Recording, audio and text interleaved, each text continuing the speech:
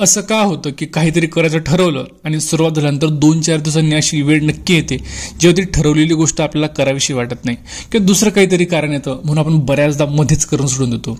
असं का होतं याची 3 रिझन व 3 सोल्युशन सांगतो. एक number 1 reason, starting with too much intensity. आपण जेव्हा काही करायचं ठरवतो तेव्हा आपण सुरुवातीला जास्त ठरवून घेतो. लाईक उद्यापासून सकाळी 6 वाजता उठेन, एक्सरसाइज, मेडिटेशन आणि त्यानंतर स्टडीचं एक मोठं पूर्ण टाइम टेबल पूर्ण रेडी असतं.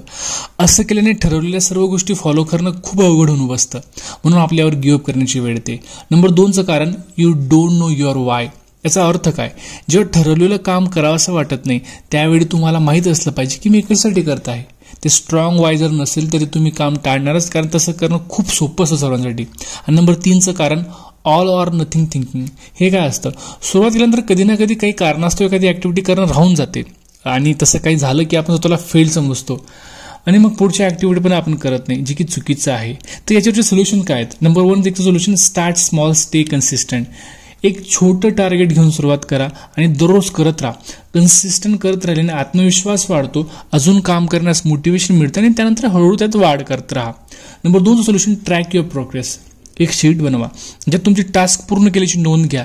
असं केल्याने एक फिलिंग ऑफ अकम्प्लिशमेंट येते जी मोटिवेट करते अजून काम करण्यासाठी. आणि नंबर 3चं सोल्युशन आहे, रिवॉर्ड युअर सेल्फ.